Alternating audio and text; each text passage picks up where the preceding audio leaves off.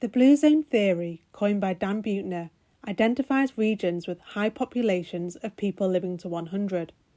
He found these areas share common traits: eating wisely, connections, your outlook, and moving naturally. I'm in Salford to find out how residents here are living their lives to the full and to see if there's any crossover with the Blue Zone theory. There are many community groups running in Salford which aim to help residents pursue their passions at all stages of life. I'm meeting with Katrina to find out why she volunteers at Critchley Community Hub Cafe. Well, I'd called in for a coffee with my husband. I'd seen an advertisement saying there were short of volunteers, and I was due to retire the following year, and I thought, oh yeah, that might be quite nice to do. It's very welcoming. It's just got a nice feel to it. There's lots of different characters, there's lots of different age groups, families that come in. They do run different groups throughout the week. On a Friday we have a knitter group or crochet group, that's quite a big group of people that come. We've also got quite a few, we call them the golden ladies. So they're sort of like ladies of an older age that come in. I feel like I'm giving something back.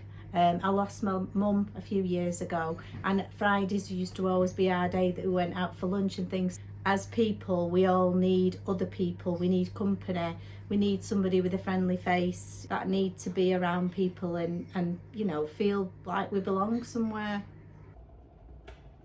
The Salford U3A is a volunteer-led organisation which runs over 45 different activity groups. I'm meeting with their chairperson Mary to learn why she thinks organisations like this are so important. So Mary, could you tell me a little bit more about what Salford U3A is all about? Yeah, sure. It's an organisation for people who are at a stage of life where they're no longer in full-time work or bringing up a family, if that's what they do with their earlier life. At that stage in life, there isn't an age limit or anything. And it's for the strapline for the U3A as a whole is learn, laugh, live. It might be in another order, I can't remember if that's the right order. But really, it's for bringing people together to do things that they're going to enjoy doing together, and it might involve some learning, and it's keeping them alive and active and engaged and involved with other people. Do you think there's some truth in the Blue Zone theory? I don't know. I think the connecting people with people is important. I think about keeping your mind and body live, really.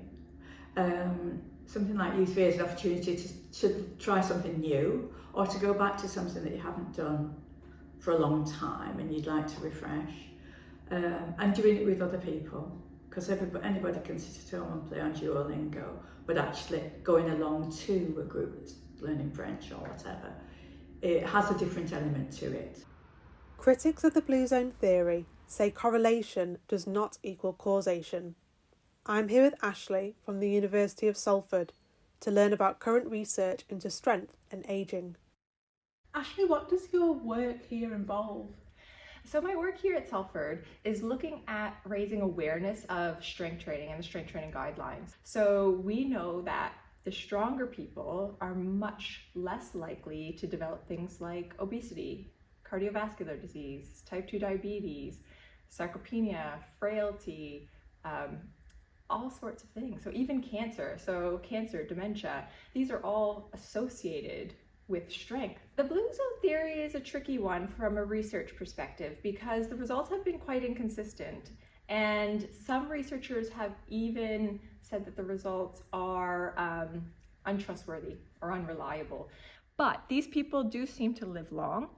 And what we can take from that is they have a lot of physical activities. They do tend to have a really good diet. And the third thing probably that we could take from them is the tight social connections. So we do want to make places and spaces in Salford that people can come to and feel comfortable in trying strength training for the first time. And whether that's a healthy person or somebody who is developing some chronic illness or disease. So we are in the midst of building a new building where people can come from their GPs and be referred. We need avenues for all ages and all abilities to find their place, and locally as well, right? We don't want people that have to travel, because that's going to increase the barriers to getting more people active. They can even do strength training at home. I'm obviously dressed in a blazer today. Is that going to kind of limit me from doing any of the exercises? Not at all. We want people to be able to do strength training anywhere at any time. So if you're at work and you want to take a desk break, you can absolutely stay dressed like that, and I'll show you exactly what you can do. Fantastic, let's go. Okay, so what we're gonna do is we're gonna have our feet about hip width apart, okay? And what we're gonna do here is a goblet squat. So we're gonna pick up that weight and we're gonna hold it here at our chest. And then we're gonna just sit down like we were sitting down into a chair. And then come back up. Amazing. Okay? So I'll just hold the dumbbell right against here. Absolutely. Okay, and then we're gonna go down. And then back up. And what is this helping us with? Yep, so this is helping us with our entire lower body essentially. So we're using a lot of our muscles in the lower body. So the front of our legs, the back of our legs, our bum, a little bit of our back, a little bit of our core. For me, there's a difference between longevity, reaching for longevity, and reaching for health span. So longevity is living long, and we don't have a problem with that. So modern medicine has done a great job at extending our longevity. So most of us will live till the age of 80.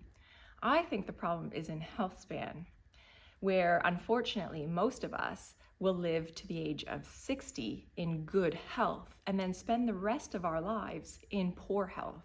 And I think that's the problem, the gap between our healthy lifespan and our longevity. And so that's where strength training comes in, is that if we can improve the population's uptake of strength training, we can really close that gap and help people live longer, but also better, and add life to those years.